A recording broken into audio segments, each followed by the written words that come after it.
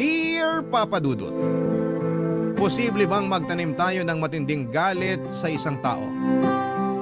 At posible rin bang hindi natin matutuhang magpatawad? Kasi kung oo, sa palagay ko ay deserve ng taong ito na hindi ko siya patawarin habang nabubuhay ako. Hindi niyo ako masisisi kung umabot ako sa puntong yon.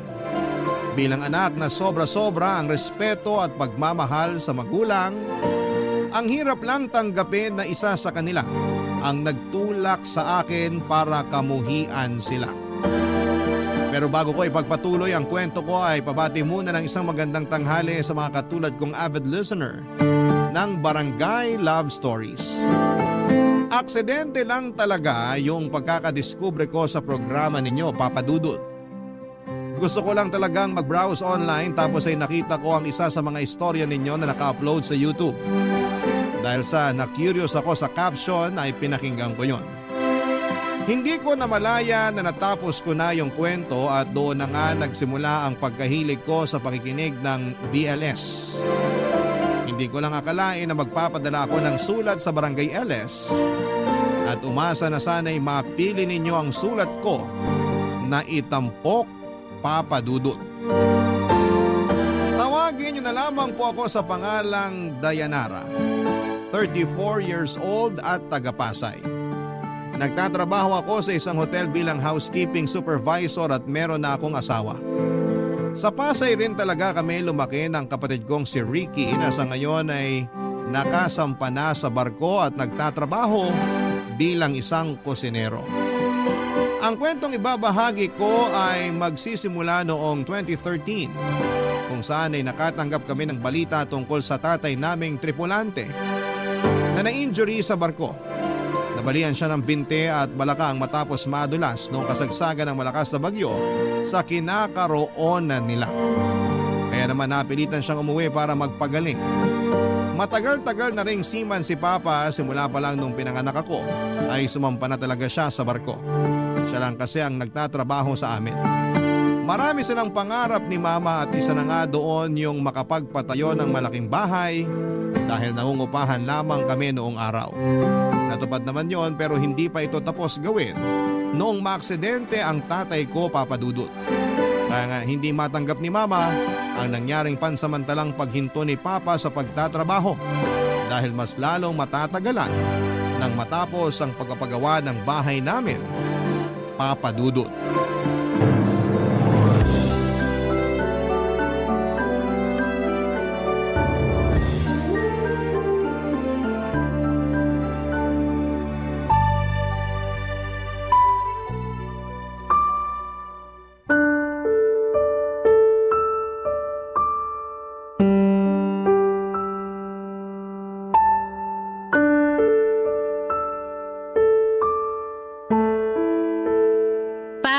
Okay lang po ba kayo?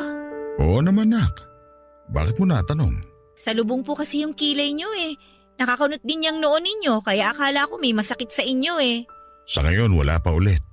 Pero kanina masakit tong binti ko. Ganun po ba? Hirap naman yan pa. Pero okay na po ba kayo ngayon? Hindi na po ba masakit? Hindi na. Komportable na ako sa pagkakahiga ko. Kanina kasi hinaharap ko yung gusto kong posisyon kaya medyo napagalaw ako. Huwag na po muna kayong gumalaw masyado para mabilis kayong gumaling. May bali pa yung balakang ninyo pa. Hindi lang po yung binti ninyo ang problema. Oo nga eh. Ay. Oh, gising ka na pala, Joey. Dayanara, bakit nandito ka? Di ba sabi mo mag-apply ka ng trabaho ngayon? Ipagpapabukas ko na lang po yun, Ma. Tsaka gusto ko pong bantayan si Papa kaya hindi muna ako umalis. Nandito naman ako ah. Ako na lang magbabantay sa papa mo. Maghanap ka na ng trabaho. Oh, sabi mo may interview ka dapat ngayon, di ba? Puntahan mo na, sayang din yun. Ayoko naman po talaga dun sa company na yun eh. Kayo lang naman nagsabi sa akin na mag-apply ako dun. Aba, pihikang ka pa. Pasalamat ka nga, sinabihan kita na hiring sila eh. Tapos ngayong interview mo na, sasayangin mo pa? Ewan ko ba naman kung anong utak meron ka? Kasi simula mo pa lang pero dami mo ng reklamo sa buhay. Hindi naman po sa nagrereklamo ako, Ma.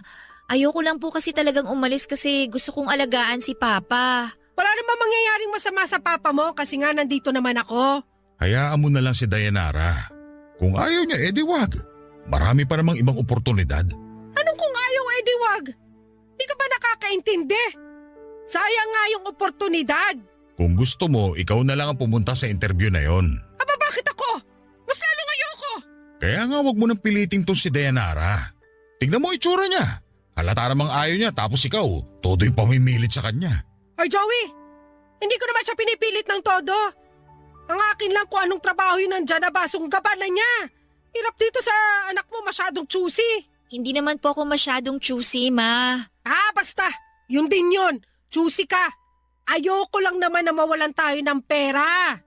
Lalo ngayong hindi na makakapagtrabahong tatay mo. Kaya nga habang meron pa tayong ginagastos, pinaghahanap na agad kita ng trabaho.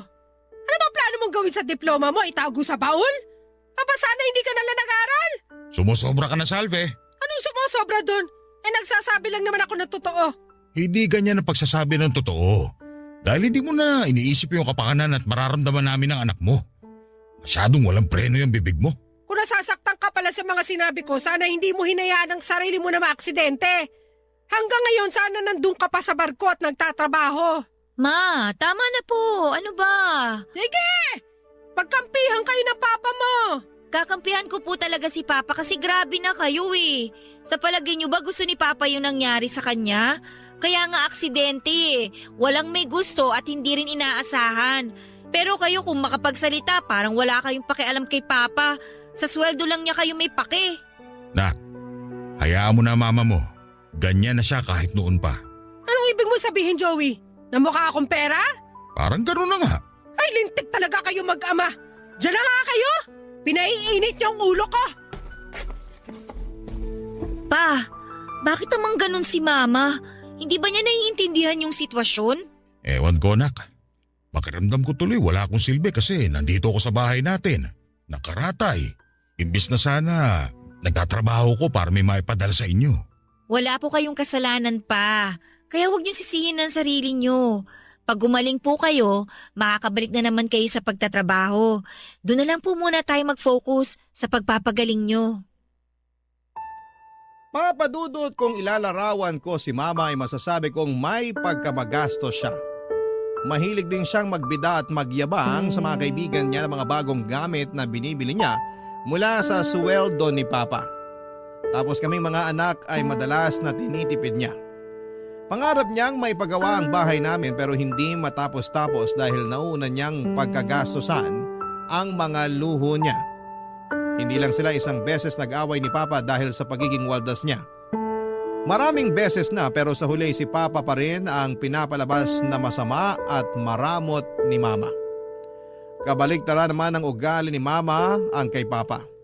Nuknukan ang tipid yon sa sarili pero napaka mapagbigay pagdating sa amin. Kaya nga nung nalaman niya na tinitipid kami ni Mama, sa akin na niya pinapadala ang allowance namin ng kapatid ko noon sa school at sa bahay. Bagay na ikinainit ng ulo ng nanay namin. Galit na galit siya at sinabing wala raw tiwala si Papa sa kanya. Kaya naman muling binalik sa kanya ni Papa ang pagpapadala ngunit may mga kondisyon. Kasama na roon ang pag-iipon nila ng pera sa bangko na gagamitin pampuhunan sa negosyo pag umuwi na si Papa sa Pilipinas. Kaya lang nagkagulatan na lamang noong nalaman naming walang laman ng bank account nila at hindi rin may paliwanag ni Mama kung bakit nagkaganon. Papa Dudut.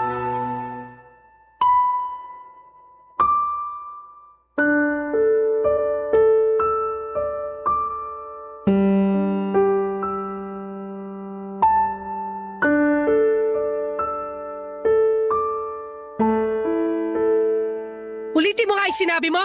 Sabi ko ayoko na sumampas sa barko. Gusto ko na lang dito sa bahay. Hoy, Joey, nababaliw ka na ba?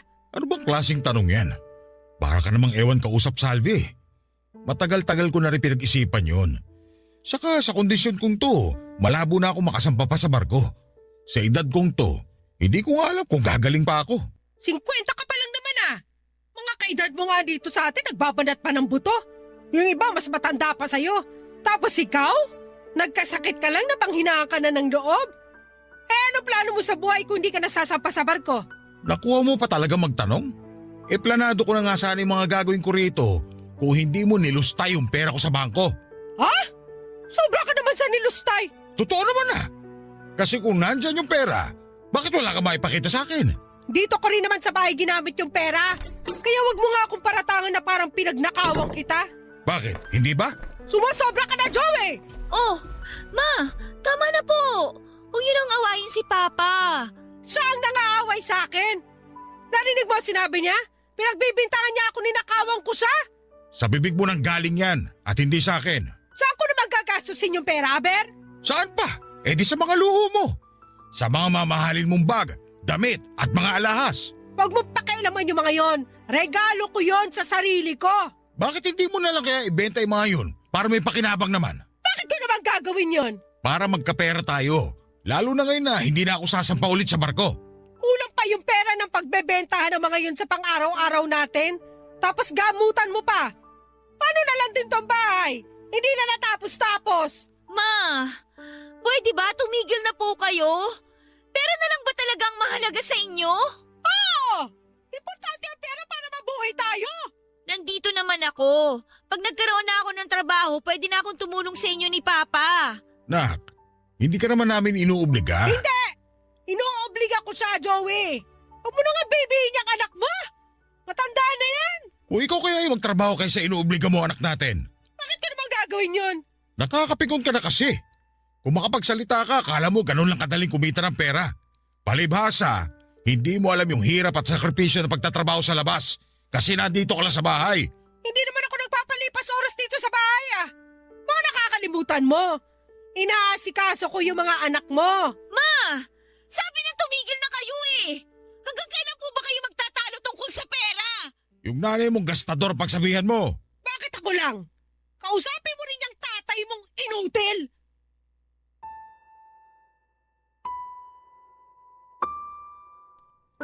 Papa Dudut, nalulungkot ako sa nangyayari sa pamilya namin. Lalo na sa mga balikat ko na atang ang mabigat na tungkulin na buhayin sina Mama at Papa. Nagsisimula pa lamang ako noon sa paghahanap ng trabaho pero grabe na yung pressure. Hindi rin nakakatulong, Papa Dudut, ang laging pagreklamo at pagtatalak ni Mama kay Papa. Awang-awa na ako sa tatay namin dahil lagi siyang sinasabihan ni Mama na walang silbi at inutil. Hindi ko lubos maisip kung bakit may ganong kasamang ina at asawa. Sa kabilang banda ay nagsikap pa rin ako para makapag-apply ng trabaho. Kahit naman papaano ay may last pay pa si Papa na nakuha niya sa pinagtatrabahuhan niya. Kaya yun muna ang ginamit naming panggastos. Pero syempre kung anong higpit namin ng sinturon ay siya namang waldas ni Mama. Para siyang mababaliw kung hindi siya makakabili ng gusto niya. At kapag sinasaway siya ni Papa ay binabalik niya rito ang sisi at pinamumukha naman niya na kasalanan nito kung bakit kami gipit sa pera at naghihirap kami ng dahil kay Papa. Barangay Love Stories. Barangay Love Stories.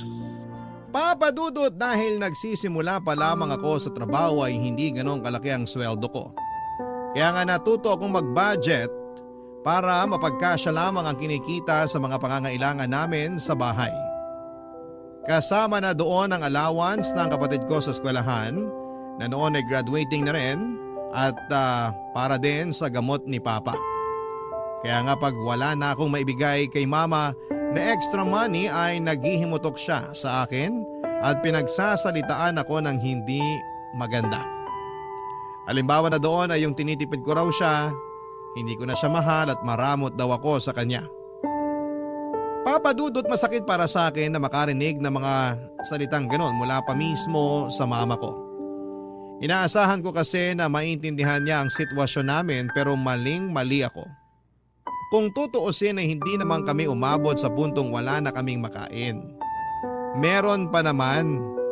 Pero sadyang mapili lang si Mama sa pagkain at gusto niya laging masarap na katulad daw ng mga napapanood niya sa TV o nakikita sa social media na kinakain ng mga kumare niya.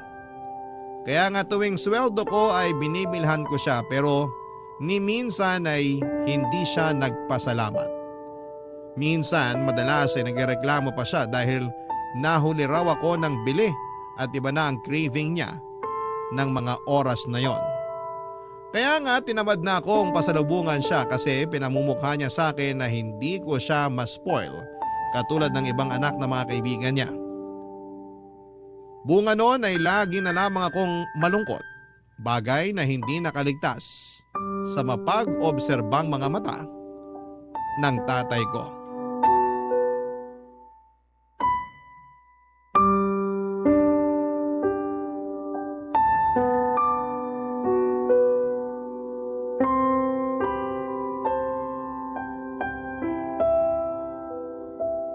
Kumusta ka naman sa trabaho mo, anak?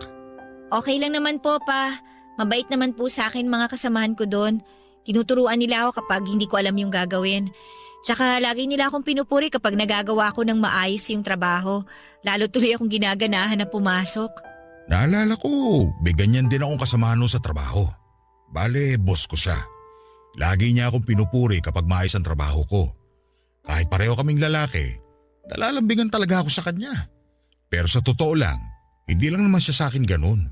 Kasi mabait din siya at mahilig mamuri ng iba pa naming kasamahan kaya nga kahit mabigat yung trabaho namin napapagaan dahil maayos siyang makitungo. Sabi ko na nga be, importante talaga na maayos yung mga kasamahan mo sa trabaho para maging maayos din pakiramdam mo habang nagtatrabaho. Oo, nak. Kaso, sigurado mamimiss niya kayo kasi hindi na kayo sasampas sa barko. Oo, pero sabi niya sa akin nung isang beses na nagkausap kami sa cellphone, bibisitahin niya ako rito sa bahay pag dumaong na ulit dito sa Pilipinas yung barko nila. Ganun po ba? Ayos yun. Para naman kahit po papano malibang kayo habang nagpapagaling. Ay, sa totoo lang, nalulungkot pa rin ako sa nangyari sa akin. Naisip ko kung hindi ako na-aksidente, baka kahit papano makapag-extend pa ako ng kontrata sa barko bago ako tuluyang magretiro. Kasi naman yung nanay mo kung sabihan ako ng inutil at walang silbi, akala mo kung sino? Minsan gustong sumama ng loob ko sa kanya kasi nga ang tagal ko rin nagpakahirap sa pagtatrabaho sa barko. Tapos siya gastos dito, gastos doon lang ang ginagawa. Oh, kita mo, pati yung inaasahan kong ipon sana niya mula sa mga padala ko, wala rin nangyari. Ewan ko nga po ba kay mama kung bakit siya nagkaganon. Ang hirap na niyang kasama dito sa bahay. Wala siyang ginawa kundi magsisigaw tsaka magparinig sa atin. Nasasaktan ako kapag pinaparinggan ka niya at sinasabihan na masasakit, anak. Kung ako kahit papano nasanay na sa kanya, pero naaawa ko sa'yo. Natitiis ko naman po pa. Pasok sa isang tenga, labas sa kabila. Para hindi ko masyadong damdamin. Pero kahit na, ayoko masanay ka na ginaganon ng sarili mong ina. Si Salvi talagang kailangan magbago. Ayus-ayusin niya tapos ang dila niya kasi masyado nang matalim. Kaya nga laking pasasalamat ko kasi nandito na kayo kasama namin. Kahit na hindi tayo katulad ng dati, yun bang madali sa inyong mabili yung mga luho namin? Ayos lang sa akin yun. Kasi magkakasama na tayo. Tutuparin pa rin naman natin yung plano nyong negosyo. Kasi talaga pong pag-iipunan ko yun pa. Talaga, anak? Opo pa. Kaya nga po magpagaling talaga kayo. Salamat pero ayoko nang isipin mo yun. Baka lalo ka lang kasi mabigatan eh. Ikaw na nga lang gumagastos dito sa bahay. Saka ikaw na rin nagbibigay ng alawan sa kapatid mo. Malapit na rin naman po siyang gumraduate. Nag-uusap na kami na pagtutulungan namin ang gastusin dito sa bahay para hindi ako mahirapan. Kaya ako na pong bahala sa negosyo nyo. Basta dapat pangako nyo sa akin na magpapagaling kayo, ha? Oo naman, nak. Salamat kasi kahit wala man akong maraming pera, meron naman akong mababait na mga anak. Para sa akin, kayo ng kapatid mo ang yaman ko na hinding-hindi matutumbasan ng kahit magkanong halaga. Mahal na mahal ka namin pa. Masaya talaga kami na magkakasama na tayo ngayon dito sa bahay. Kaya sana kahit na ano pong sabihin ni mama, huwag niyo po masyadong damdamin ha. Hindi totoo yung mga yun. Gayahin niyo na lang ako pa. Pasok sa isang tenga, labas sa kabila. Sabi ko naman sa'yo, sanay na ako. Pero pag naiinis ako sa kakatalak ng nanay mo, parang siya yung gusto kong palabasin sa bahay natin. Mabuti pa nga po. Ikaw ha? Suportado mo ako. Hindi lang po suportado pa. Kakampi niyo pa ako. Papa Dudut, hindi ko na napigilang maglabas ng sama ng loob kay Papa pero hindi para ipamukha sa kanya ang tulad ng mga sinabi ni Mama.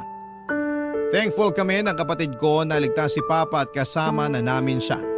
Kung tutuusin ay matagal-tagal na rin siyang nagtatrabaho sa barko bago nangyari ang aksidente. Maraming birthday namin ang kapatid ko na wala siya at maraming Pasko rin na malayo siya sa amin. Kaya kahit papaano ay may comfort at saya rin na kasama namin siya sa bahay ngayon. Mahal na mahal ko si Papa. Siya ang madalas kong kausap pagkagaling ko sa trabaho at kahit na anong late ko nang umuwi dahil sa heavy traffic ay naaabutan ko pa rin siya sa sala habang nasa wheelchair niya at naghihintay sa akin. Minsan ay doon na siya nakakatulog kaya naaawa naman ako. Lagi niyang kinukumusta ang araw ko at pinakikinggang mabuti ang bawat detalye ng mga kwento ko. Nakikita ko sa mga mata niya na sabik siyang malaman ang nangyari sa buong maghapon ko. Pangit man yon o maganda. Kaya nga pagkatapos kong magkwento sa kanya ay gumaan ang dibdib ko. Lumipas ang 1 taon ay nakagraduate na rin si Ricky at dalawa na kaming naghahanap buhay sa pamilya. Kahit paano ay may katuwang na ako sa responsibilidad kaya bahagyang gumaan ang mga dala-dala ko. Kung may nagpapabigat man ulit nito ay walang iba kundi si Mama at ang walang katapusan niyang pagrereklamo. Minsan papadudot na pag-usapan namin nila Papa at Ricky kung wala na ba talagang pag-asa na magbago si Mama. Kung umakto kasi siya akala mo ay pinagdadamutan. Siya na nga yung walang trabaho sa amin, siya pa rin yung pinaka magastos. Kaya nahirapan din kaming mag-ipon ng kapatid ko dahil lagi nangihingi si Mama. Hanggang sa nagdaan pa ang 9 na taon, meron akong inanunsyo sa bahay na agad na kinontra at tinaasan ng kilay ng nanay ko.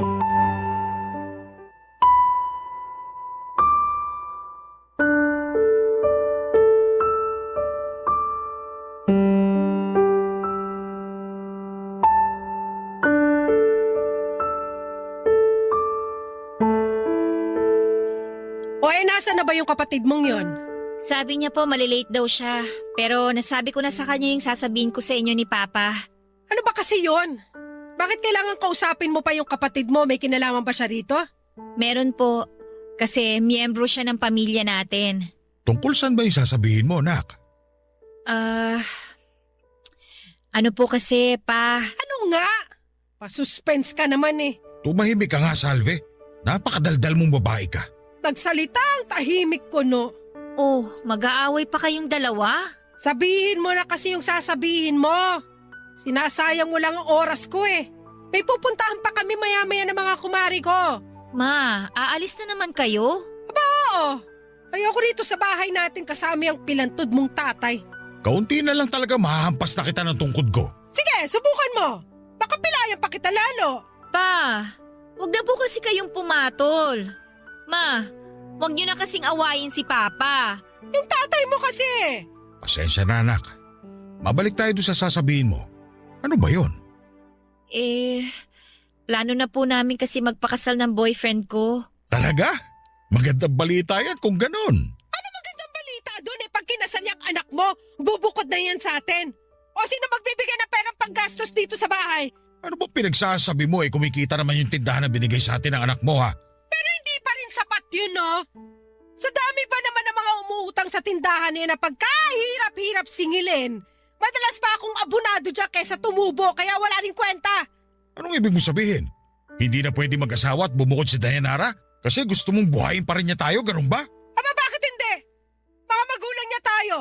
Kaya dapat lang na siyang bumuhay sa atin. Baliw ka ng babae ka. Baliw na akong baliw pero ayoko! Hoy Dayanara, paano na kami ng papa mo? Kita mo namang maliban sa pagtao niya sa tindahan natin hindi na nakakapagtrabaho yan dahil sa kapansanan niya. Tapos gusto mo pa kaming iwanan dito sa bahay? Pero 33 na po ako. Gusto ko na po magkaanak at bumuo ng pamilya kasama yung boyfriend ko. Bakit kasi biglaan naman yung pagdedesisyon nyo ng ganyan? Ano pong biglaan? Inabot na nga po ko ng ilang taon bago kami naging desidido talaga Pinagpaliban na namin to ng husto. Kaya sana naman po pagbigyan nyo na kami. Tama ang anak mo. Napapanahon na rin naman para bumukod siya at magkaroon ng sariling pamilya.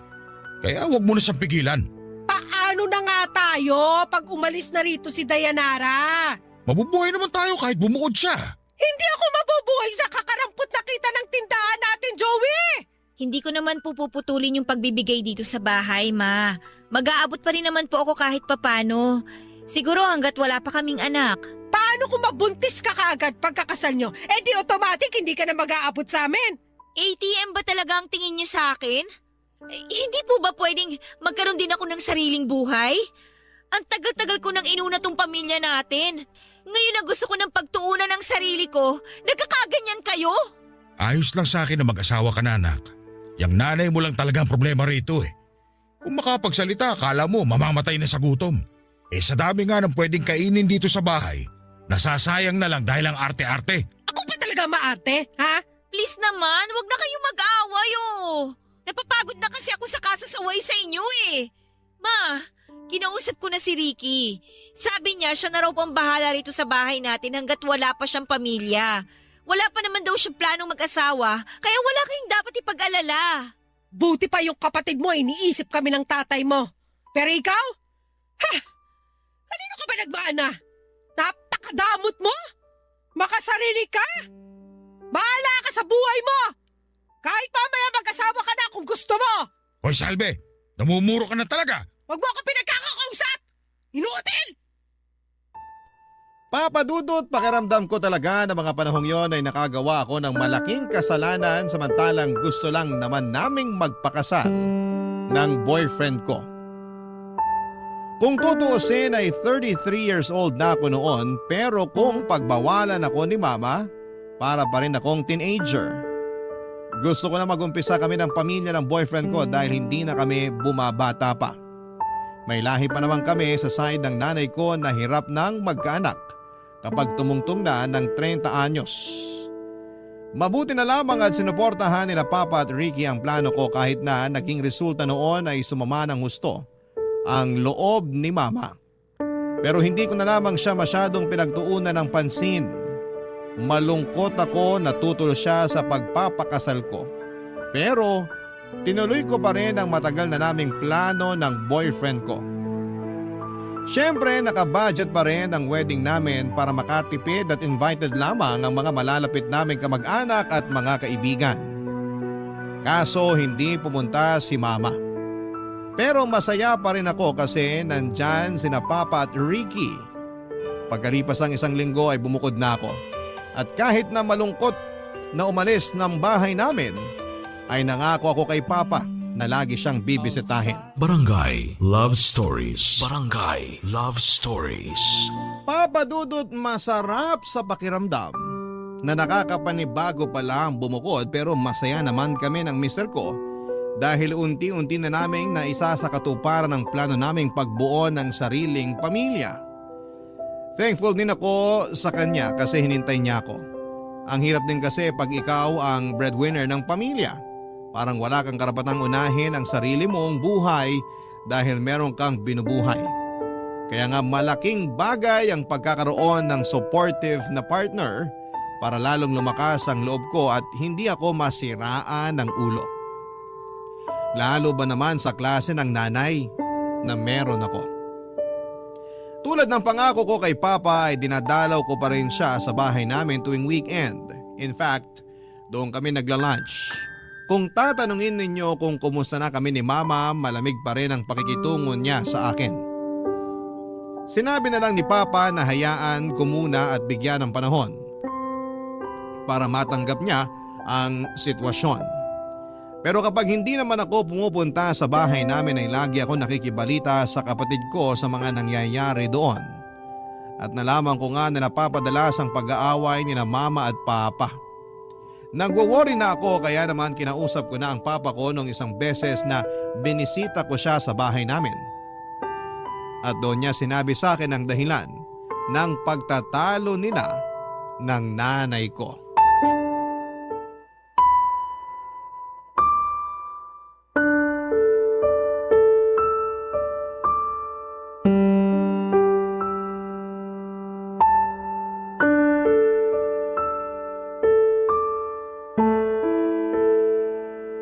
Totoo po ba yung sinabi niyo, Pa?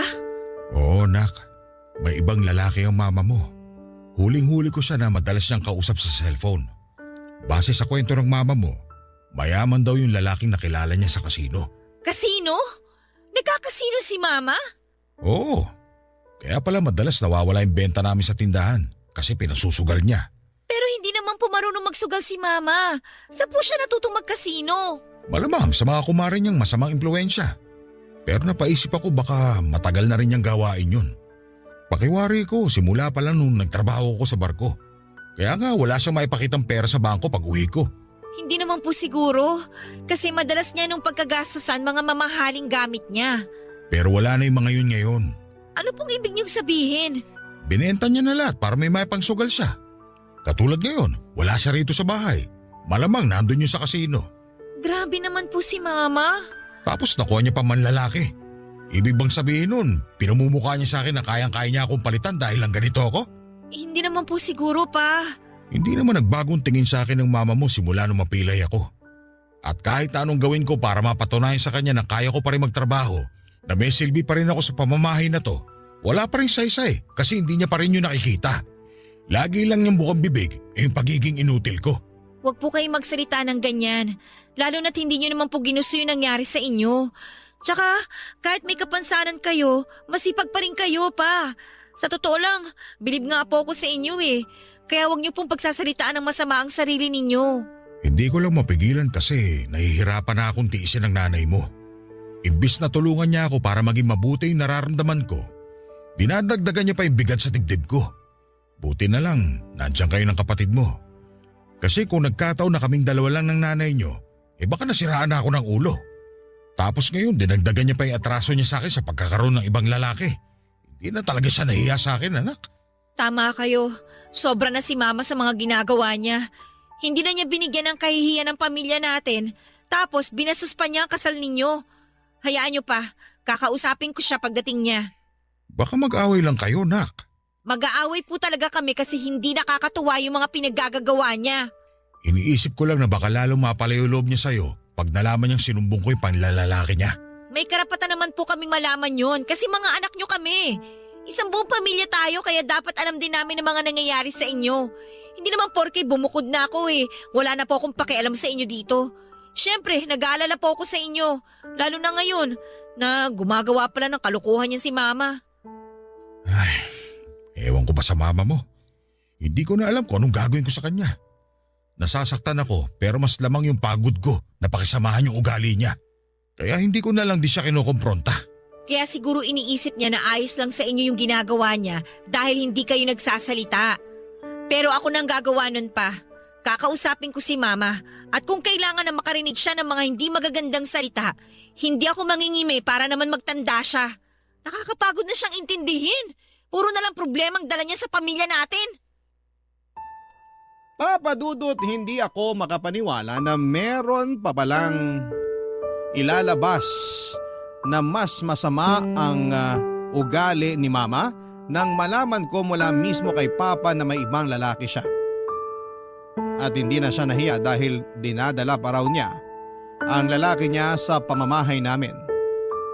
Wala namang magawa si Papa dahil lumpo siya. Kahit na nakakalakad siya sa tulong ng wheelchair at tungkod niya, mabibilang lang sa daliri ang mga hakbang na magagawa niya nang hindi siya napapagod. Sa loob kasi ng 10 taon ay hindi naman tuluyang gumaling ang baling binte at balakang niya.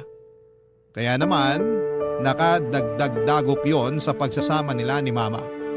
At dahil napuno na ako ay agad kong kinumpronta si Mama tungkol sa sumbong ni Papa sa akin. At nakakagulat lang na buong pagmamalaki niyang pinatotohanan sabay sabing ginagatasan lang naman daw niya ang lalaki niya. Dahil kulang daw ang perang binibigay namin sa kanya, kaya niya nagagawang kumabit.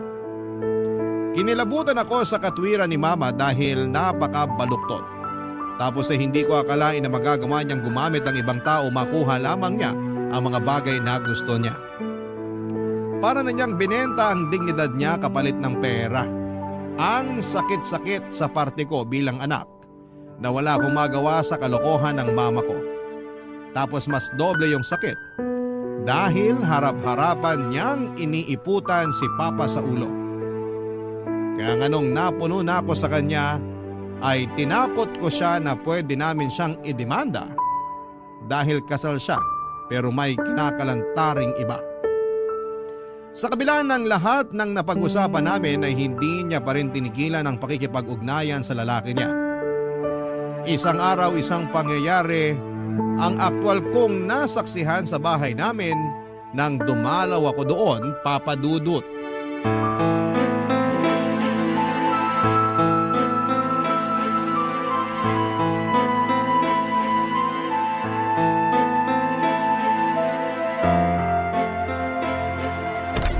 Teka, Salvi! Diyan ka sa labas! Lumayas ka na rito! Bakit niyo tinulak si Papa? Pa, ayos lang ba kayo? Ayos lang, nak. Medyo masakit lang tong balakang ko. Aalalayan ko na po kayong tumayo. Sige, nak. Salamat. Aba, biglaan naman ang pagdating mo. Pero buti na rin yun para masundo mo na yung tatay mong pilay. Ang kapal ng mukha mo, Salvi! Mukha mo ang makapal! Naati mo na binubuhay ka ng mga tao sa paligid mo? Wala ka ng silbi sa pamamahay na to kaya lumayas ka na! Bahay ko rin to, kaya hindi mo ako mapapalis! Sa akin nakapangalan ng titulo nito kaya wala kang habol dito! Bakit niyo ba pinapaalis si Papa? Dito na kami titira ng boyfriend ko! Boyfriend? Oo! Akala ko ba hiniwalayan niyo na yung lalaking yon? Anong pinagsasasabi niyo na dito na kayo titira? Eh bahay din namin to! Bahay ko lang to! May sarili ka ng bahay, di ba? Tapos sa akin to nakapangalan kaya patitirahin ko yung gusto kong patirahin dito. Kaya magsasama na kami dito na boyfriend ko. Hindi kami papayag, Ma! Wala ka magagawa. Desisyon ko yon. Total, hiwalay na rin kami ng tatay mo. Hiwalay? Ano pinagsasasabi niyong hiwalay? Nakipag-hiwalay na ako sa kanya. Kasi ayoko na siya makasama sa pamamahay ko. Tsaka hindi ko na siya mahal. Kaya hayaan niyo na lang ako na maging masaya. Gusto niyong maging masaya kahit na maging miserable si Papa? Anong klaseng asawa kayo? Yung klase ng asawa na hindi magtitiis sa pag-aalaga sa inutil na yan hanggang tumanda ako at mamatay. Mataas ang pangarap ko sa buhay. Alam mo yan. Sabi ko nga noon, pag natapos tong bahay natin, gusto ko namang sumama sa mga kumari kong magliwaliw sa iba't ibang lugar. Pero hindi ko magawa makaalis dito sa Pilipinas kasi wala tayong kapera-pera. Kasalanan lahat to ng tatay mo dahil na-aksidente siya tumigil sa pagtatrabaho. Eh di sana buhay reyna na ako ngayon at hindi taga-alaga ng katulad niyang inutil. Kayo ang totoong inutil! Ano sinabi mo? Ang sabi ko, kayo yung totoong inutil dito at hindi si Papa! Napakabastos mo at walang moda! Kayo yung bastos! Ang kapal ang mukha nyo! Kinain na kayo ng kasakiman nyo para paalisin nyo si Papa! Tapos ang kapal pa ng mukha nyo na sumbatan si Papa at sabihang inutil! Eh kayo nga yung walang silbi eh! Hoy, Dayanara! Hindi kita pinalaking bastos! Mahadera kang babae ka?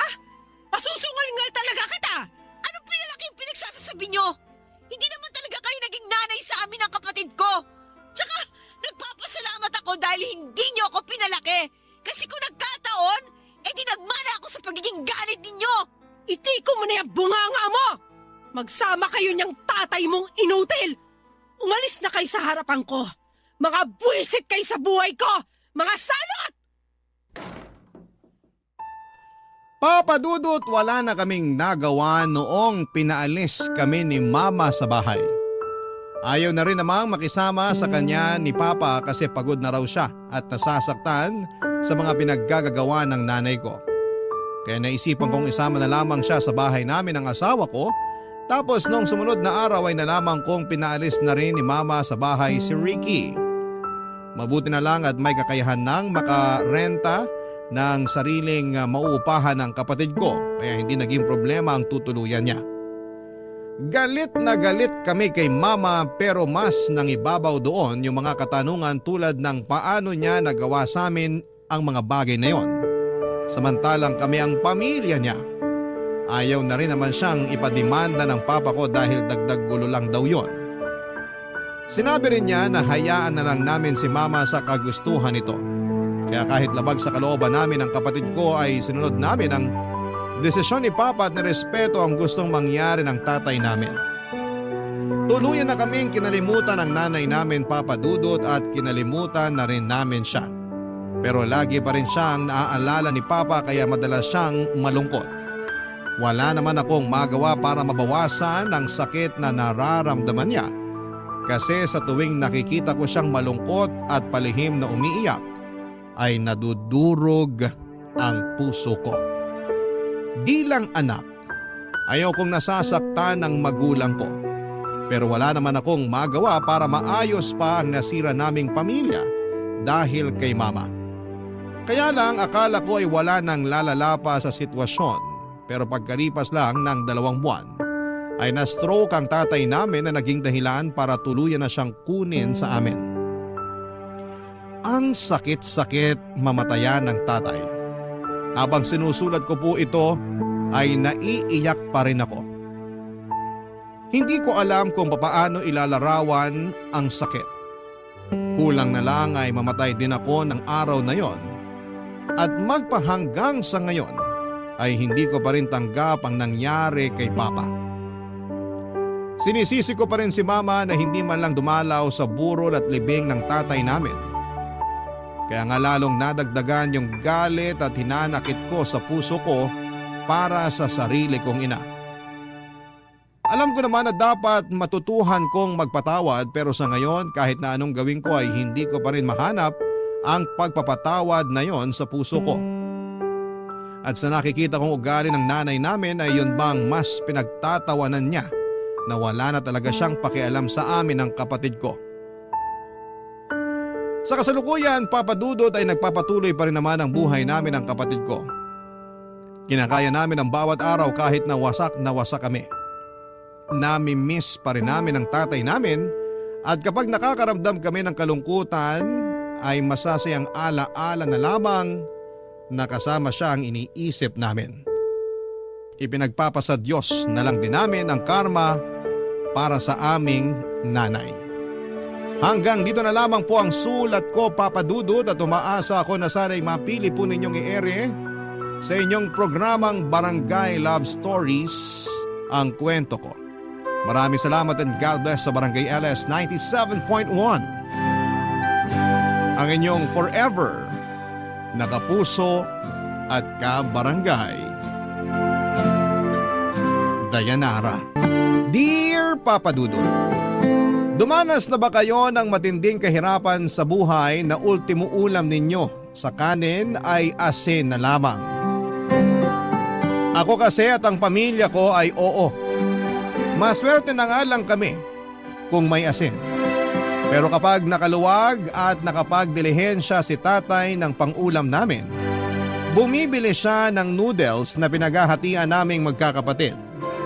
Kadalasan 2 pakete lamang yon at kulang na kulang pa sa aming 8. Kaya ang ginagawa ko ay dinadamihan ko ng tubig na pansabaw.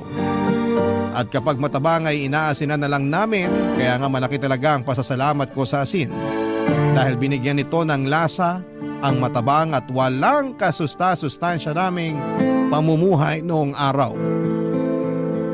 Bago ako magpatuloy sa pagsasalaysay ng istorya ko ay tawagin niyo na lamang po ako sa pangalang Gwen. 39 years old at tubong Teresa Rizal. Pero nasa Taytay na kami nakatira ng mister ko. Pinagkakabalahan namin ang munti naming negosyo na ihawa ng manok at baboy na may tag-isang branch na sa luma at bagong palengke ng Taytay. Tapos magkakaroon na rin kami sa Angono. Masasabi ko na hindi naging madali ang pagpapaunlad ng negosyo namin yon. Bukod sa dugo at pawis ay mahabang pasensya at taimtim na panalangin ang pinuhunan namin, Papa Dudut. Buti na lamang at suportado namin ang mister ko ang isa't isa, kaya nakakaya namin lahat ng mga pagsubok. Lalo na nga noong nagka-pandemic. Sa bagay, naisip ko na marami-rami na rin akong nalagpasang kahirapan, lalo na nung kabataan ko. Kaya dapat mas matatag na ako ngayong tumanda na ako. Kung babalikan ko ang antas ng buhay namin noon kumpara ngayon ay masasabi ko na malayo-malayo na rin ang narating namin, Papa Dudut. Hindi pa kami mayaman pero hindi na kami sumasala sa pagkain. At higit sa lahat ay hindi na rin kami nag-uulam ng asin. Nag-uumpisa ang kwento ko taong 2003 kung saan ay 18 anyos pa lamang ako at nasa high school, Papa Dudut.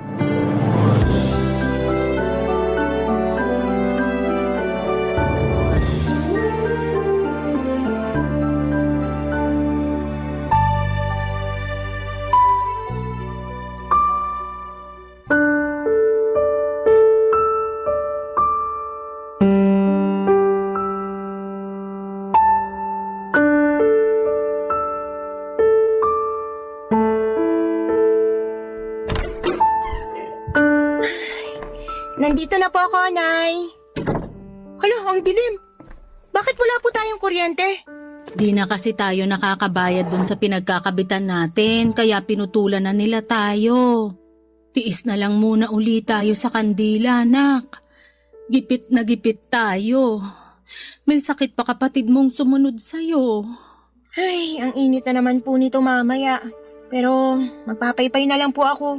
Salamat, nak. Pasensya ka na.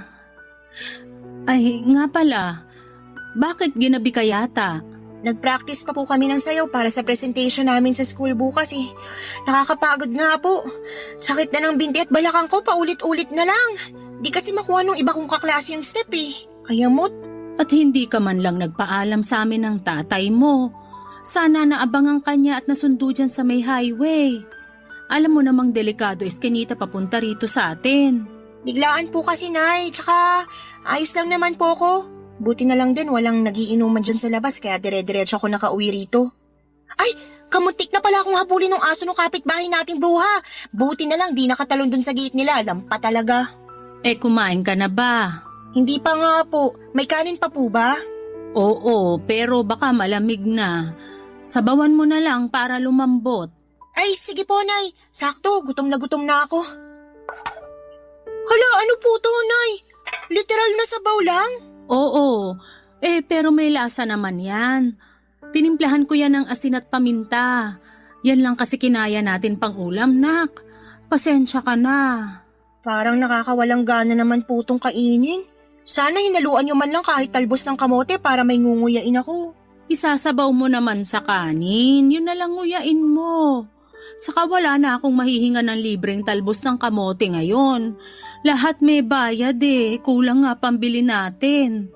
Buti nga may bigas tayo, dyan lang lahat napunta. Ay, dami mo naman reklamo, nak. Sarap na sarap nga dyan mga kapatid mo. Wala naman po kasi silang choice. Magugutom sila pag di sila kumain. Pero sigurado ako na nag-i-imagine ng masarap na ulam yung mga yun para ganahan lang sila. Alam mo namang di nakakapagtinda tatay mo dahil may sakit, di ba? Ikaw ang matanda, ikaw ang dapat nakakaunawa sa sitwasyon natin. Hayaan mo, kapag nakapagtinda na uli tatay nyo at kumita na siya, ibibili ko kayo ng masarap na ulam. Talaga po? Ano po bibili niyong ulam, Nay? Ipag-aadobo ko kayo ng manok o di kaya baboy. Pwede rin nilaga o tinola.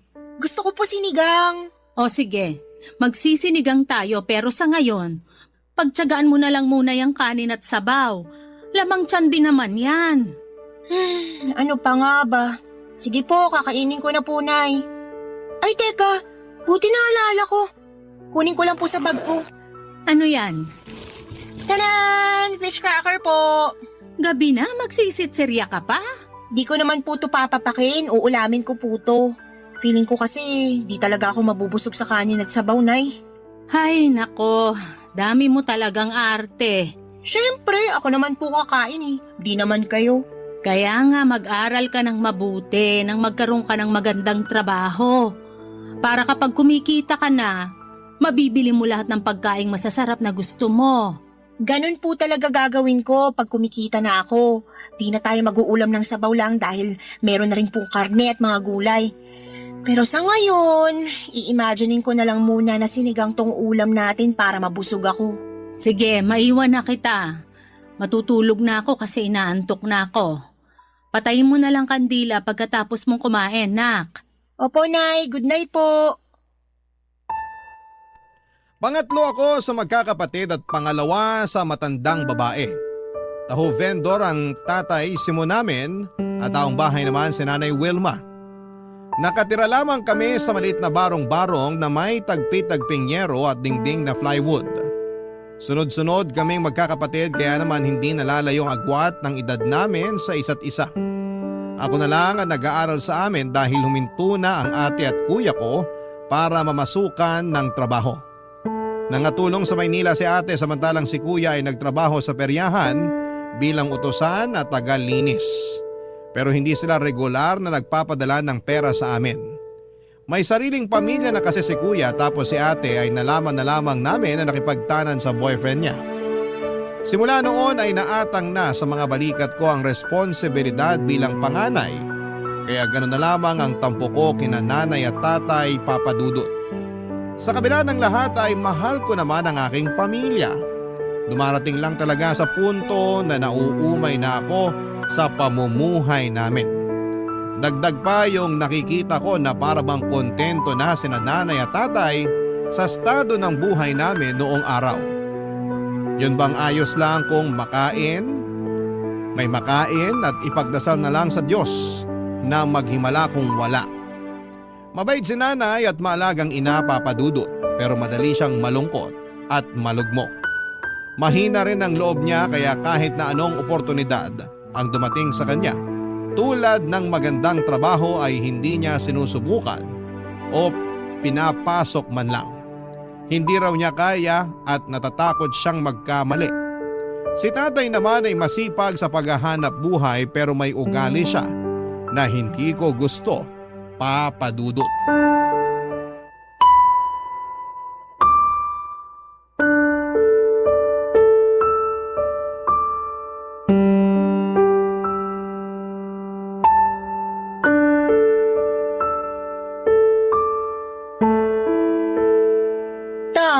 Tama na po yung pag-inom nyo. Nakakalimang bote na kayo ng biri. Lasing na po kayo. Sino may sabi sa'yong lasing na ako? Kaya ko pa maglakad ng diretsyo. Lukuhin nyo lelang nyo. Halos matumba na nga kayo nung naglalakad kayo kanina. Huwag na po kayong tumayo dyan. At bakit mo ako inuutusan? Sino ka ba sa akala mo? Sino ka nga ulit? Si Gwen po, anak nyo po. Anak? Kasi sa pagkakaalam ko, wala akong anak na swail at bastos. Kaya di kita anak. Lumayas ka sa pamamahay ko. Hindi ko naman po kayo binastos. Nag-aalala lang po ako sa inyo kaya pinagsasabihan ko kayo. Tama na po, wag na po kayong uminom, tay. Bitiwan mo nga ako. Aray ko naman po, tay. Masyado ka kasing pakialamera. Masama po ba yun? Kanina pa kayo inom ng inom. Tapos pag nasobrahan kayo, magkakalat na naman kayo ng suka nyo. O bakit? Ano naman kung magkalat ako? Nandyan ka naman para linisin, di ba? Sabi mo, anak kita. Kaya responsibilidad mo na pagsilbihan ako na magulang mo. Gusto nyong pagsilbihan ko kayo, ang tigas-tigas nga ng ulo nyo. Anong sinabi mo? Bastos ka! Nagsasabi lang naman po ako ng totoo. Tsaka, kayo po yung unang nang bastos dyan eh. Tinulak nyo pa ako. Akala nyo ba di masakit? Ang arte mo naman! Di ka naman nabalian ng buto. Saka yan natutunan mo sa eskwelahan. Ang sagot-sagutin ako. Aba, sana di ka na lang namin pinag-aral ng nanay mo. Sana nagtrabaho ka na lang para may silbi ka. Sumusobra na kasi kayo, tay. Ang sakit nyo pa magsalita. Alam mo, kaunti na lang madadagukan na kita. Ay ayoko sa'yo eh. Palasagot ka. Buti pa yung ate mo. Mabait sa akin. Pero nasan po si ate? Nakipagtanan sa boyfriend niya, 'di ba? Iniwan niya na tayo. Pinabayaan na tinakasan kasi siguro nagsasawa na siya sa pamilya natin. Ayaw na niyang tumulong sa atin kasi pagod na siyang maghirap kasama natin. Sumusobra ka na, Gwen! Nasasaktan po ba kayo kasi alam niyo totoo sinasabi ko? Pag di ka pa nagtigil, masasampal na talaga kita! Anong nangyayari rito? Bakit ka sumisigaw, Noli? Yan kasing anak mo, balasubas sumagot sa akin. Nagpipigil lang ako pero gusto ko na talagang sampalin. Ano ba kasing sinabi mo sa tatay mo, nak? Eh di yung totoo. Pabida kasi si tatay, laging kinukumpara sa akin si ate pero iniwan naman tayo kasi ayaw na tayo makasama. Tumigil ka na ha? Ako ba talaga yung pabida? Dago ka na kaya kita. Sige po, gawin nyo. Total, dyan naman kayo magaling. Halika rito. Ipapakita ko sa'yo kung saan ako magaling. Pwede ba tumigil na kayo? Yang anak mo ang patigilin mo. Huwag ako. Isa, Wilma. Dadago ka na rin kita. Bakit naman ako nadamay dyan? Umaawat lang naman ako. Damay ka na. Kasi kamukha mo yung bruwang yan. Ano naman pong koneksyon nun? Malaki. Kasi pareho akong nayayamot sa pagmumukha niyo ng nanay mo. Sarap yung pag-untugin mga peste kayo. Mabuti pa, makalayas na sa pamamahay na to. Saan ka pupunta? Basta, malayo sa inyong dalawa. Prangka at masakit magsalita ang tatay ko, lalo na pag nakainom. Kaya nga kahit na alam ko ang bagay na yon ay nasaktan pa rin ako sa mga sinabi niya. Pero hindi rin naman ako yung klase ng tao na mananahimik na lamang pag pinagsalitaan ako ng hindi maganda. Sumasagot ako at nangangatwiran at para sa akin ay walang kinalaman ang mga natutuhan ko sa eskwelahan kasi alam kong agrabyado na ako. At ayoko sa lahat ng iniinsulto kahit na sarili ko pang mga magulang papadudot. Kaya nga suwail at bastos na anak ang tingin sa akin ni tatay. Sa bagay, hindi ko na yon maaalis sa kanya dahil hindi ako ang paborito niya. Ayoko na lang na makipagkompetensya sa ate ko lalo na at hindi rin namin siya mahagilap ng mga panahong yon. Bigla tuloy akong nainggit sa kanya kasi mabuti pa siya. Nakatakas na sa responsibilidad sa pamilya namin. Pero wala naman akong lakas ng loob na gawin ang ginawa niya dahil naaawa ko sa mga maliliit kong kapatid. Sila na lang ang rason kaya nananatili pa rin ako sa bahay namin ng mga panahong yon, papadudot. Barangay Love Stories. Barangay Love Stories. Nang mga panahong yon ay naisip kong tama si tatay sa mga sinabi niya na imbes mag-aral ay maghanap na lamang ako ng trabaho. Ganon din naman kasi yon, pag nakapagtapos ako ay magtatrabaho din ako. Kaya bakit hindi ko na lamang unahan? Wala nga akong diploma pero meron naman akong kita.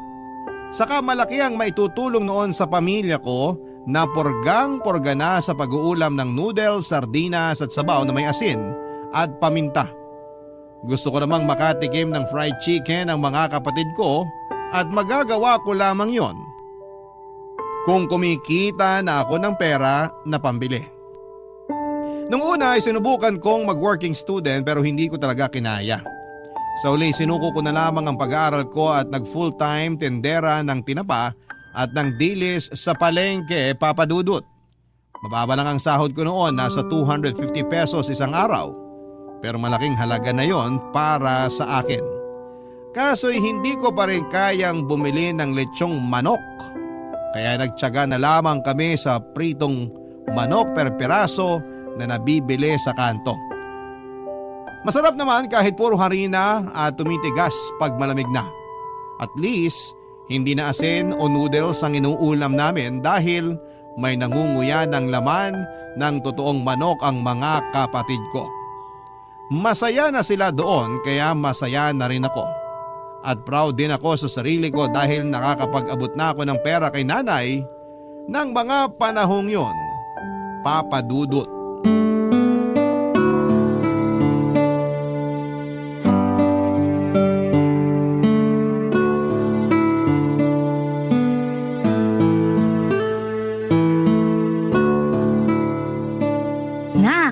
Sarap ng ulam natin, adobong baboy. Dami ko tuloy na kain. Grabe, busog na busog ako. Pati mga kapatid mo, kulang na lang itumba yung kaldero ng kanin. Simot na simot. Kita ko nga po dun sa hugasan yung kaldero, wala nang laman. Masaya ako na nabusog kayo, Nay. Di ko na maalala kung kailan ako nakatikim ng adobong baboy. Kamuntik ko na nga rin makalimutan paano lutuin. Buti na lang masarap pa rin ang timpla ko. At nung natikman ko nga yung adobo, parang gusto kong maiyak sa sarap. Hayaan nyo, hindi nyo na mamimiss ng matagal yung adobo kasi pag sweldo ko, yan ang uulamin natin. Pangako po yan. Ay, ang bait-bait mo talagang anak. Pero ayos lang ba talaga sa'yo na magtrabaho ka na lang kaysa mag-aral? Opo, ayos lang sa akin kasi masaya ako na nakakatulong sa pamilya natin eh. Anong nakakatulong?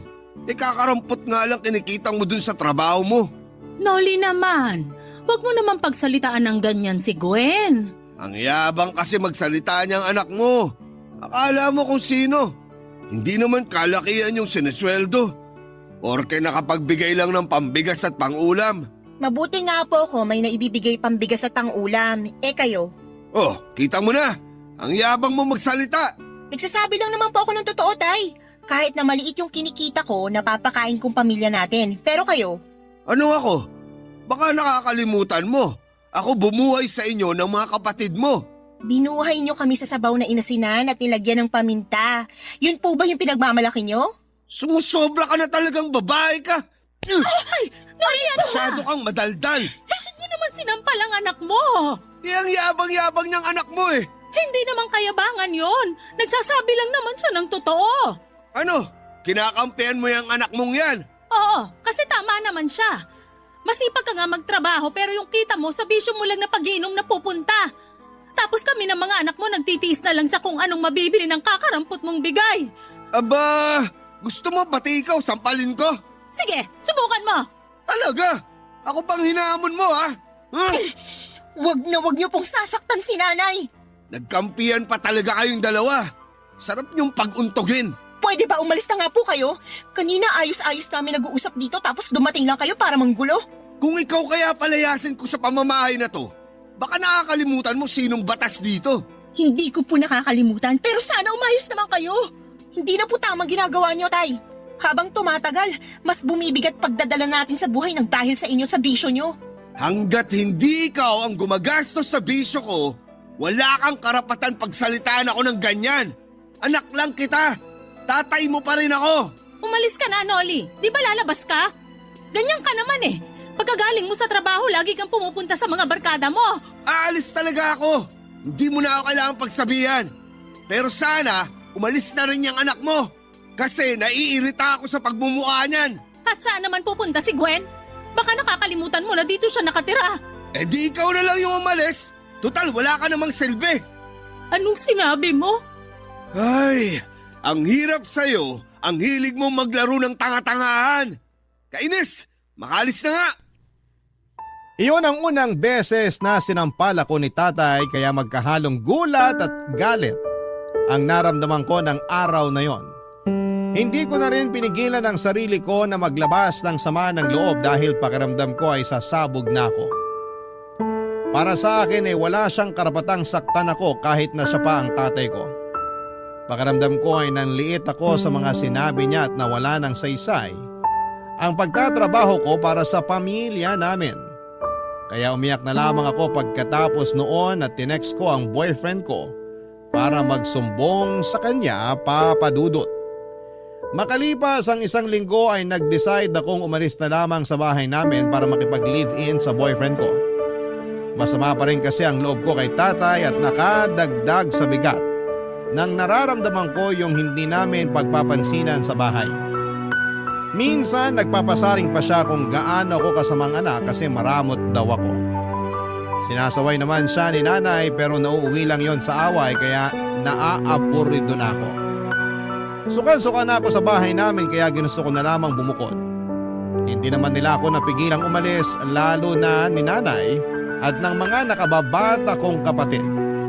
Pero nangako ako na bibisita sa kanila at magbibigay pa rin ng perang pangkain at pambayad sa bills. Lumipas ang 5 buwan, habang nasa bahay ako para dumalaw kina nanay, ay meron siyang sinumbong sa akin.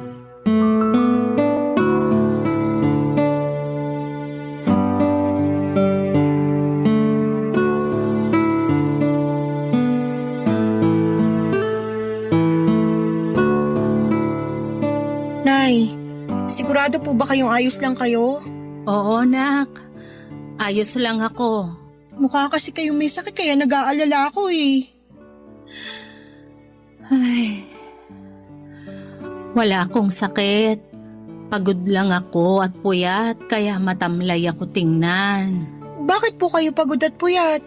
Siyempre, inaasikaso ko mga kapatid mo. Tapos ako lang naman naglilinis at nagluluto rito sa bahay. Ganun po ba? Sa bagay.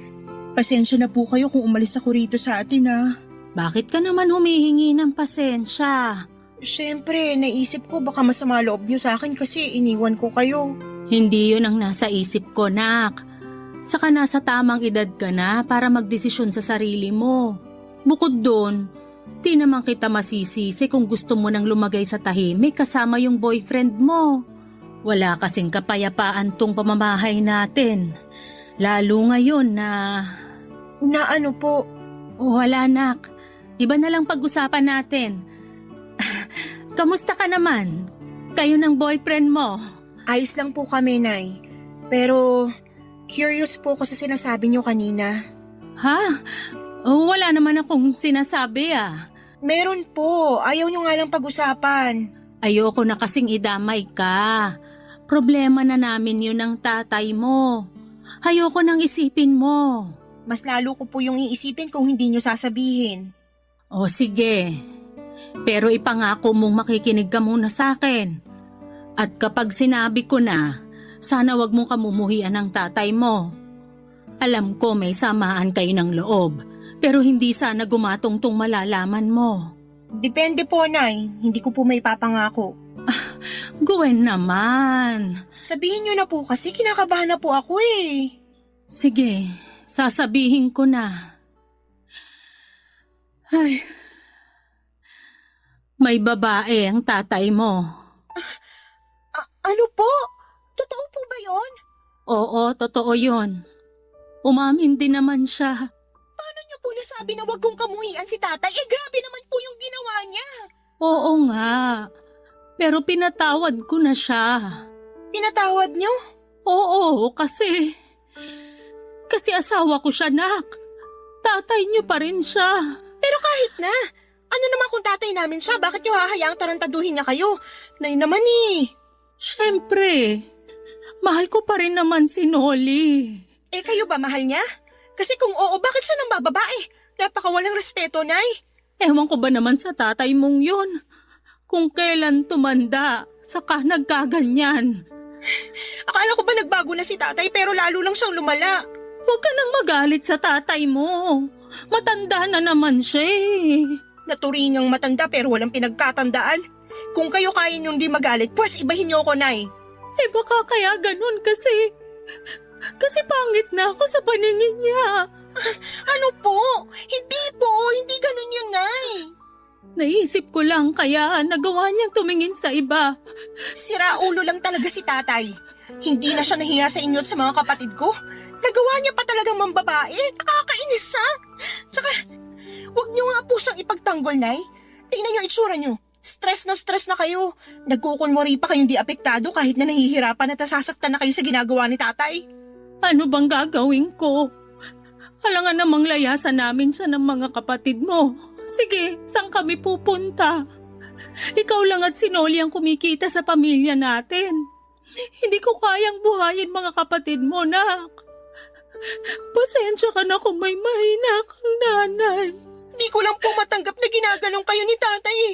Hindi na siya nahiya. Nakakainis siya. Galit ako sa kanya, Nay.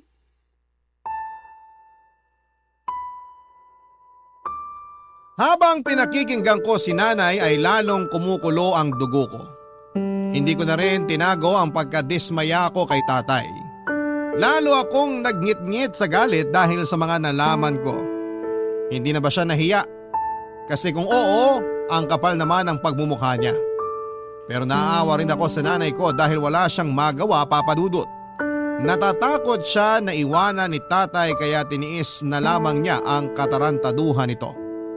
Kaya dinamayan ko na lamang si nanay hanggang tumahan siya. Nang gabi ring yon ay dumating ang tatay ko at nagulat siya nang makita ako sa bahay namin. Pero imbes na mainit na yakap at halik, Sinumbatan ko siya sa mga sumbong na nalaman ko mula kay nanay. Tapos nauwi yon sa mainit-init na away na may sigawan kasabay noon ang pagpapalayas niya sa akin sa pamamahay niya, Papa Dudut. Iyak ako ng iyak nang ikwento ko sa boyfriend ko ang mga nangyari sa pagdalaw ko kina nanay. Wala rin naman siyang nagawa kaya niyakap na lamang niya ako ng mahigpit hanggang sa tumahan ako. Kahit na magkasama na kami sa isang bubong ay nagkasundo kami na hindi muna mag-aanak dahil mahirap ang buhay. Factory worker ang boyfriend ko at pinasok niya ako sa pinagtatrabahuhan niya. Nangako kami sa isa't isa na mag-iipon ng pera kasi gusto naming magnegosyo. Maswerte ako sa kanya dahil kahit pareho kaming laki sa hirap ay mataas naman ang ambisyon namin. At yon ay ang umasenso sa buhay, Papa Dudut. Barangay Love Stories. Barangay Love Stories. Papa Dudut, bukod sa regular naming trabaho ng boyfriend ko ay sinubukan din naming magtinda ng ulam at pang-almusal na binebenta namin sa aming pinagtatrabahuhan. Tapos, imbes na magpahinga tuwing linggo, ay tumatanggap kami ng mga short order na mga palutong merienda tulad ng spaghetti at pansit. Ginawa namin yon para madagdagan ang income at ang ipon namin. At kahit na nga nakakaluwag na kami, mas naging matipid kami ng boyfriend ko. Hindi po kami tumigil sa pagtitinda para mahanap namin ang negosyong gusto naming i-pursue. Makalipas ang 8 taon, nag-resign na ako sa pabrika at sinimula na ang business naming ihawan ng manok, Papa Dudut. Nagbigay pa rin ako kina nanay ng pera pero laging nakakarating sa kaalaman ko na ginagastos lang yun ni tatay sa bisyo niyang alak at sa pagsasabong. Kaya naman nanatili pa rin hikahos ang pamumuhay ng pamilya namin. Bagay na lalong nagpahirap sa kalooban ko ng mga panahong yon.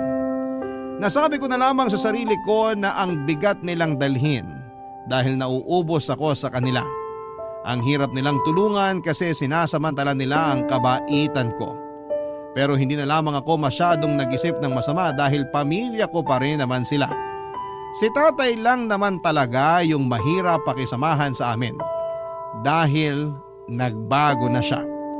Wala akong ideya kung gaano kaseryoso ang problema ni tatay sa pagbibisyo niya hanggang sa makarating sa akin ang balitang sinanlan niya ang bunso namin sa kumpare niya para makautang ng perang pansabong.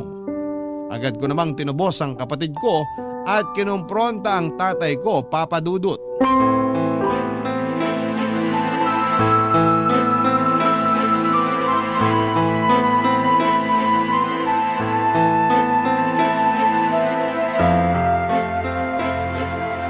Ipapabarangay kita, tay!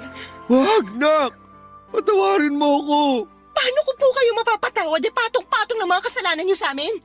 Una na yung pambababae niyo, tapos ngayon dinagdagan niyo pa ng panibagong kasalanan? Anong klaseng ama kayo, tay? Gawain po ba ng matinong magulang niyang isan na ang sariling anak ng dahil sa pera? Alam ko namang mali, pero di ko lang talaga napigilan. Anong hindi niyo napigilan? Ewan ko, basta kating-kati kamay ko na makapagsabong. At kapag hindi ko ginawa yun, parang masisiraan ako ng ulo. Matagal na po kayong siraulo simula nung hayaan niyong kainin kayo ng mga bisyo niyo. Ang sama-sama niyo, tay! Pinagpalit niyo kaming pamilya niyo sa pesteng bisyo na yan! Nak, wag mo naman pagsalitaan tatay mo ng ganyan.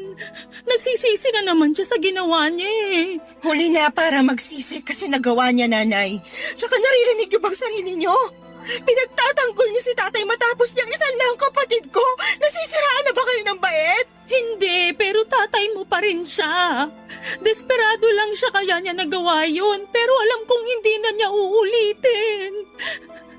Sabihin mo kay Gwen na hindi mo na uulitin, Oli. Tama, nanay mo, nak. Hindi ko na uulitin. Kaya sana patawarin mo na ako. Magbabagong buhay na ako. Hindi na ako magsusugal o mambababae. Sana noon niyo pa yung ginawa. Ginagawa ko naman na eh. Wilma, sabihin mo nga sa anak mo na nagbabagong buhay na ako.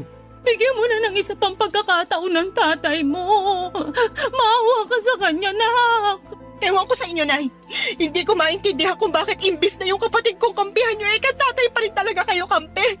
Baka nakakalimutan nyo. Harap-harapan kayong niloko ng taong yan. Huwag niyong sabihin sa akin na ayos lang sa inyo na iniiputan niya kayo sa ulo. Siyempre hindi, pero matagal na yun. Matagal na nung huling beses na may kinaloko ang babae ang tatay mo. Hindi ko lang sinasabi sa'yo pero nakikita ko, nagbabago na siya. Sabi ko naman sa'yo, nak. Nagbabagong buhay na ako eh. Ewan ko, Tay. Hindi ko na alam kung sino paniniwalaan sa inyo ni Nanay kasi lumalabas para kayo nagkakampihan eh. Pinagtatakpan ni Nanay ang mga kasalanan nyo kasi mahal niya kayo. Alam ko. Kaya nga malaki pasasalamat ko sa nanay mo dahil hindi niya ako iniwan. Kaya sana bigyan mo pa ako ng isa pang pagkakataon. Marami akong kasalanan sa pamilya natin. Lalong-lalo na sa'yo, Gwen. Gusto kong bumawi kahit bago man lang mamatay. Huwag mong sabihin yan, Noli. Hindi ka pa mamamatay. Hindi lang po kayo sa akin dapat humingi ng patawad, Tay. Doon din sa kapatid ko kasi panigurado na trauma yun sa ginawa nyo.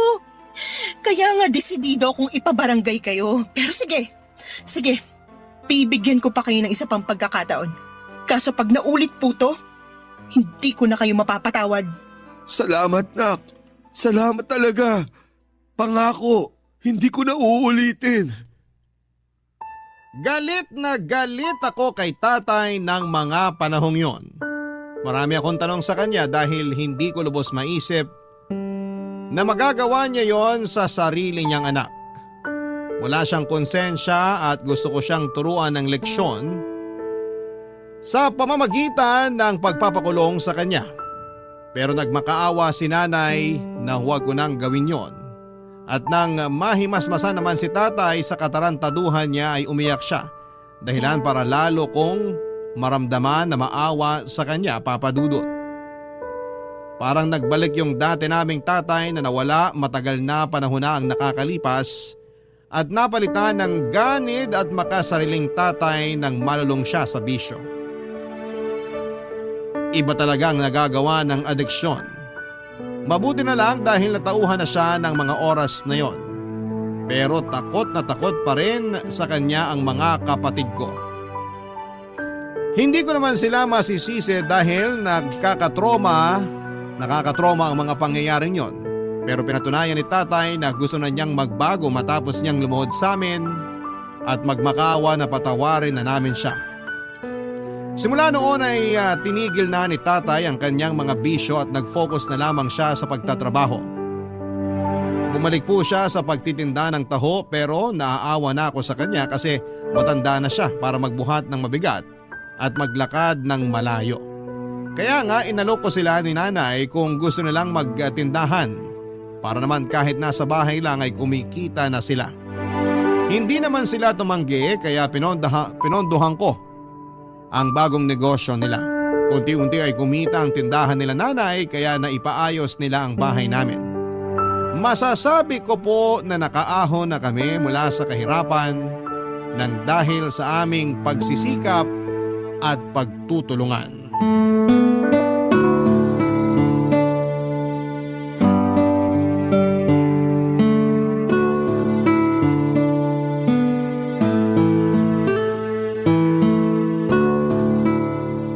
Nay, ito pang tuition sa school ng mga kapatid ko. Tapos ito naman, allowance nila pag nagsimula na klase nila. Magbibigay na lang po ulit ako sa susunod na buwan. Naku, nak. Sigurado ka ba rito? Ayos na tong pang tuition nila. Pero tong allowance, kaya na naming bigay ng tatay mo. Kumikita naman yung tindahan eh. Tama, nanay mo. Itabi mo lang yan. Baka kailanganin mo. Ayos lang po. Nakalaan po talaga to para sa mga kapatid ko. Kaya tanggapin nyo na po. Sige, Nanay. Nahihiya na kami sa'yo eh. Hindi na namin alam paano ka babayaran yan. Hindi naman po ako naniningil eh. Tsaka, bakit kayo mahihiya? Anak nyo ko, magulang ko kayo. Hindi na kayo ibang tao sa akin. Ang laki na kasi ng naitulong mo sa pamilya natin. Ang dami mong sakripisyo. Pasensya na kung kinailangan mong gawin yun para maiahon tayo sa kahirapan, ha? Nahihiya kami sa'yo. Kasi ikaw na yung tumayong haligi ng tahanan natin. Dahil naging siraulo ako nung araw. Ewan ko ba naman sa sarili ko. Buti na lang, mabait pa rin ang Panginoon. Kasi hindi niya inayaan na masira ko lalo ang pamilya natin. At malaki rin pagpapasalamat ko sa nanay mo dahil hindi niya ako iniwan. Siyempre, mahal kita eh. Pero malapit na talaga kita nun sukuan, kundi ka lang nagbago. Buti na lang di mo ako sinukuan. At ikaw rin, nak. Ang laki ng pagkukulang ko sa iyo bilang tatay mo. Tapos, ang dami ko rin kasalanan. Akala ko nga tinakwil mo na ako. Kamuntik na rin po kung hindi talaga kayo nagbago. Bumingo na kayo doon sa huling kasalanan ginawa niyo kaya nga